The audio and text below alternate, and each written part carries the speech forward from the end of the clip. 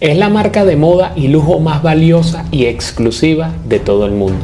Su director ejecutivo, Bernard Arnault, es el segundo hombre más rico de todo el planeta, con un patrimonio neto de 180.000 millones de dólares. Es alucinante lo que han conseguido, pero nadie se imaginaría que este imperio fue creado por un solo hombre, el cual durante toda su adolescencia fue un nómada sin techo, sin educación, que dormía en los bosques y graneros del campo. Louis Vuitton es una historia real de cómo pasar de la pobreza extrema a la cúspide del éxito. Veremos cómo su empresa estuvo a punto de ser adquirida por otra empresa de manera casi ilegal. Atravesó innumerables demandas y una serie de problemas enormes que ocurrieron a lo largo de su creación. Esta es la fascinante historia de Louis Vuitton y cómo una pequeña empresa familiar llegó al punto de convertirse en una de las marcas más poderosas del mundo.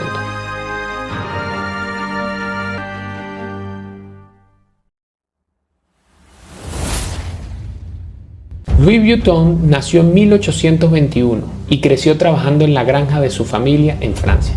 Era un pequeño pueblo llamado Annecy, en medio de la nada. El hogar no contaba con electricidad o servicios de agua. Su padre Xavier era un granjero y agricultor. Su madre Corina tejía sombreros caseros para ganar algo de dinero extra. No existen datos de que Louis recibiera algún tipo de educación formal. La escuela más cercana estaba en un pueblo a 6 kilómetros de distancia. Trabajaba a tiempo completo en la granja familiar, sin aprender a leer o escribir. Louis habría estado trabajando en los campos todos los días durante muy temprano hasta muy tarde, aportando lo que podía para comer y sobrevivir en su casa. No hace falta mencionar que la familia Vuitton estaba luchando económicamente todos los días y que el joven Louis nació condenado a no tener ningún futuro brillante. Por si fuera poco, todo fue de mal en peor. La madre de Louis muere cuando tenía solo 10 años. Su padre rápidamente se volvió a casar, pero la nueva madrastra fue un cambio negativo para él, controladora y manipuladora. Generaba conflictos y peleas todo el tiempo, haciendo vivir situaciones mucho más difíciles de lo que ya se encontraban. Llegando al punto que a los 13 años de edad, Louis decide escapar de su casa, con planes de irse a París. Lo hace en medio de la noche sin siquiera despedirse. París estaba a más de 300 kilómetros de distancia y Louis no tenía dinero ni comida, por lo que se vio obligado a emprender su travesía a pie. Por las noches dormía en el bosque, con el estómago vacío y una pequeña manta para poder mantenerse caliente. Cada vez que se encontraba con una nueva aldea, hacía todo tipo de trabajo a cambio de comida o algunas monedas. Pero no era suficiente para alquilar un cuarto, así que seguía durmiendo a la intemperie día tras día. Al realizar todo tipo de trabajos manuales, Louis poco a poco fue desarrollando habilidades extraordinarias para trabajar con metales, piedras y maderas, que más adelante serían esenciales para transformar su vida. Su travesía para llegar a París iba muy, pero que muy lenta. Verás, le tomó alrededor de 3 años poder llegar a la capital. 3 años de noches muy largas y difíciles, pero que a su vez sumaban experiencia y conocimiento sobre los trabajos manuales que realizaba.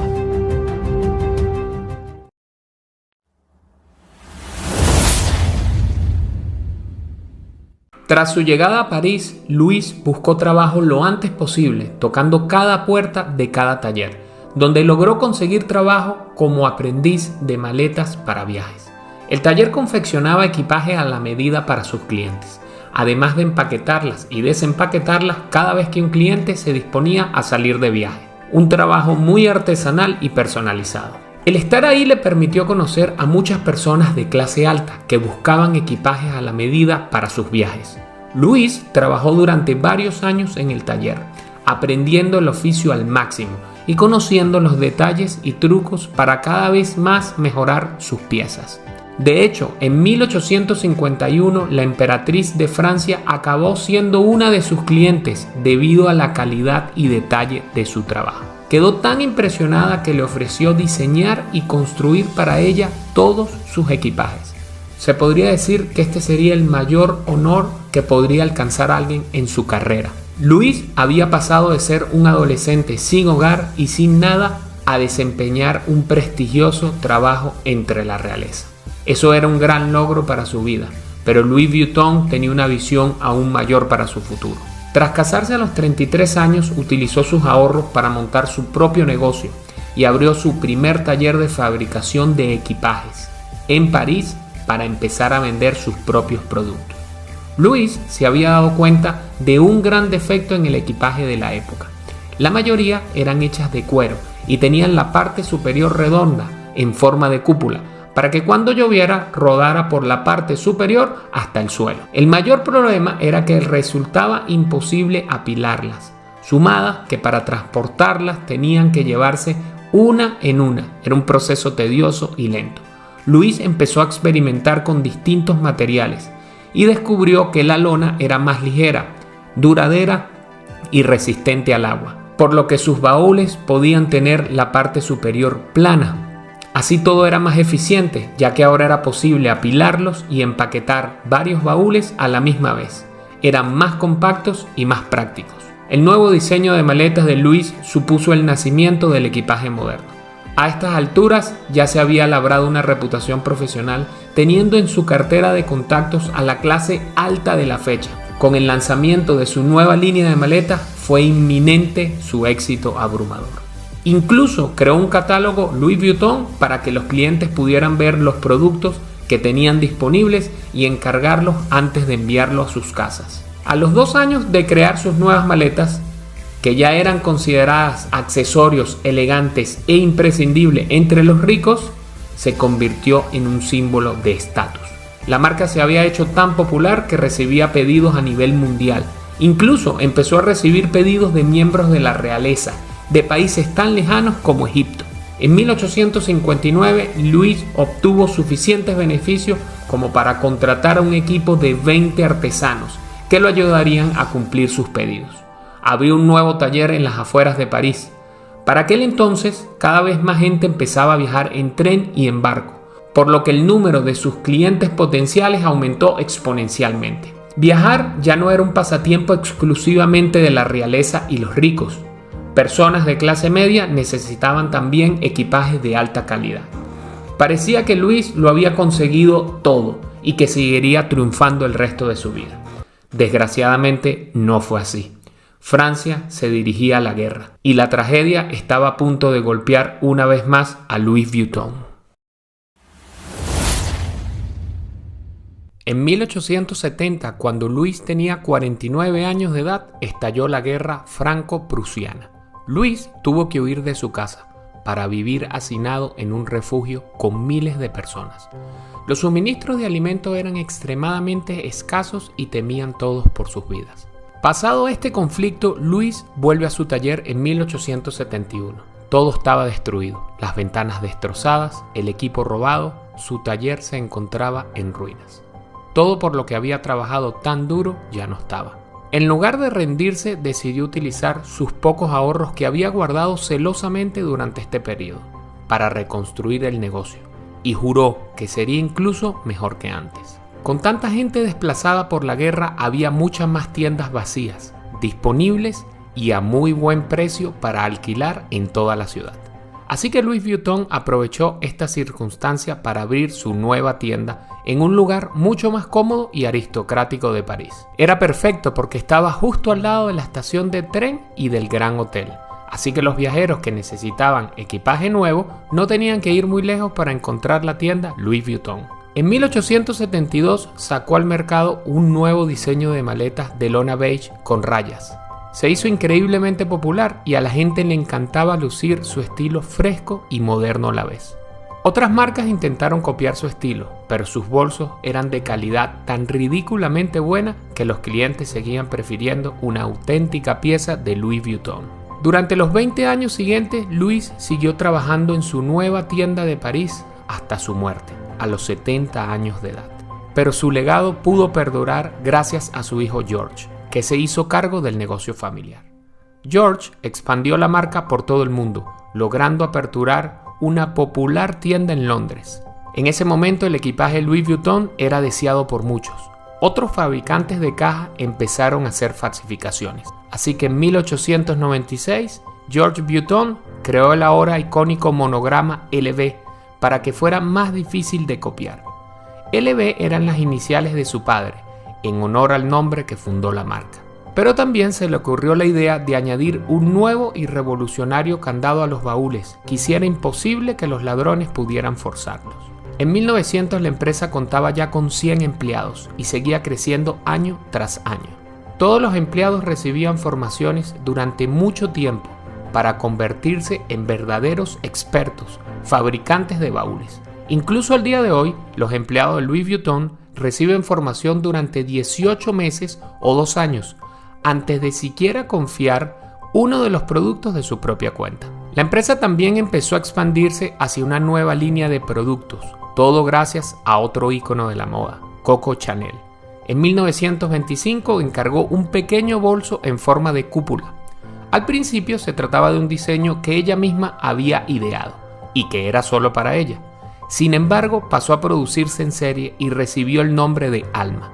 El éxito fue masivo, por lo que Louis Vuitton decidió fabricar más bolsos pequeños de piel, como el Keeper, Speedy, entre otros. Ante Louis Vuitton, los bolsos se consideraban poco elegantes y voluminosos, pero la empresa contribuyó en gran medida a que se consideraran mucho más modernos y útiles. Georges Vuitton murió en 1936 y la empresa pasó a manos de su hijo, Gaston Louis. Sin embargo, Gastón se hizo cargo de la empresa en un momento muy difícil, ya que en pocos años Francia se dirigía de nuevo a la guerra. Durante la Segunda Guerra Mundial, los contratos se cancelaron. Gastón se vio obligado a cerrar la fábrica de Louis Vuitton. París volvía a estar en un conflicto bélico. La única forma que Gaston Vuitton tenía para salvar su negocio era colaborar con la Alemania nazi. Varios investigadores buscaron por mucho tiempo documentos que probaran que efectivamente la empresa guardó relación con los nazis.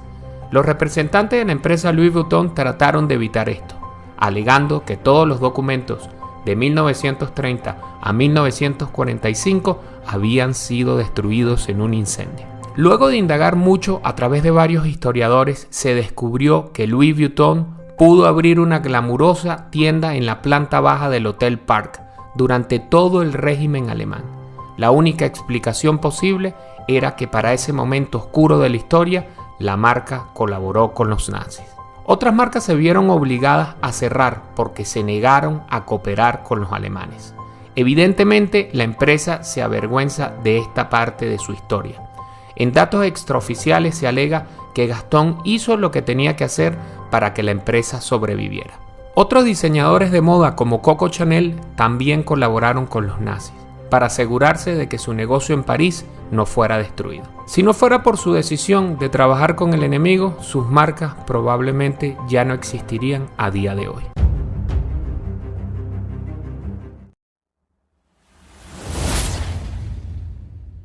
Gaston Vuitton falleció en 1970. Su yerno, Henry Racamire, asumió la dirección de la marca.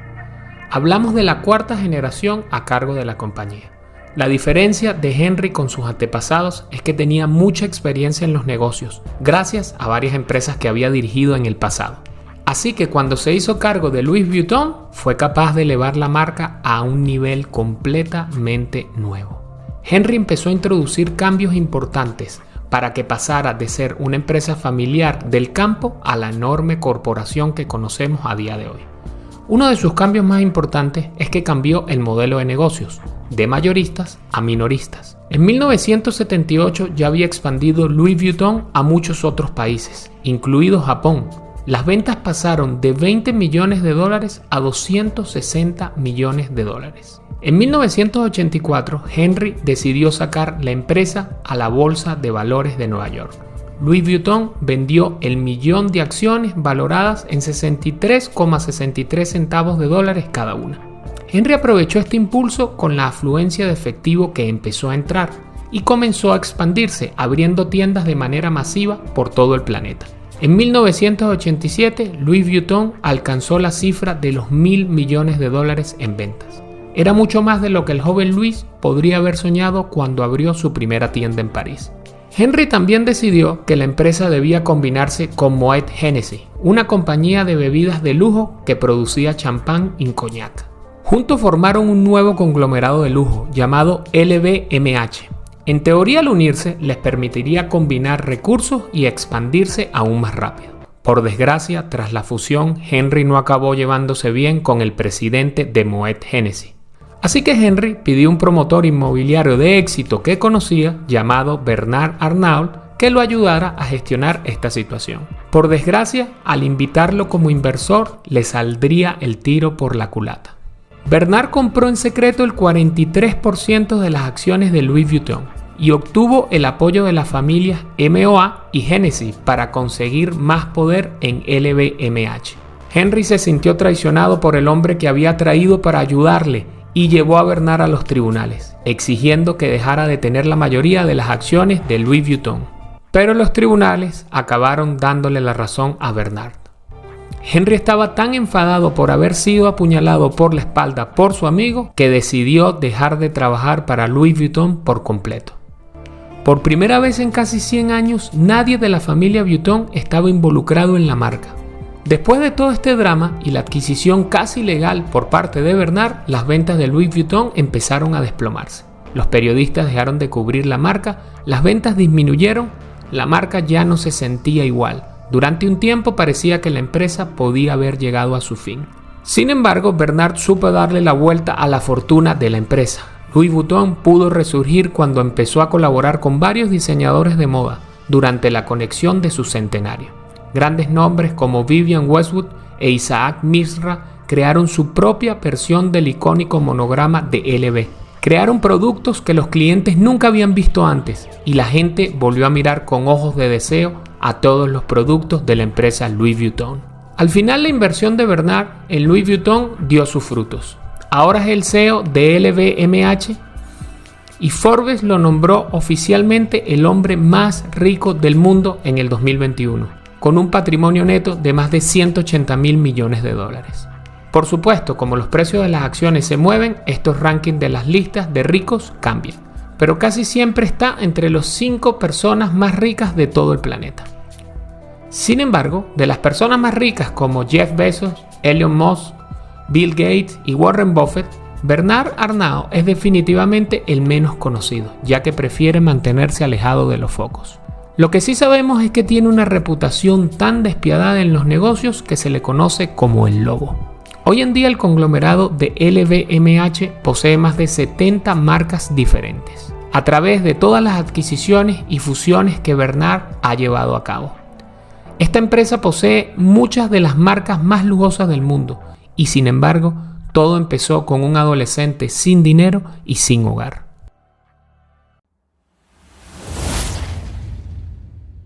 En la actualidad, Louis Vuitton sigue expandiendo su marca con nuevos estilos coloridos que resaltan entre un público mucho más joven. Para 1990 hasta 1997, Marc Jacobs se convirtió en el director creativo. Creó la primera línea de ropa y accesorios de la marca, relojes, joyería y gafas de sol.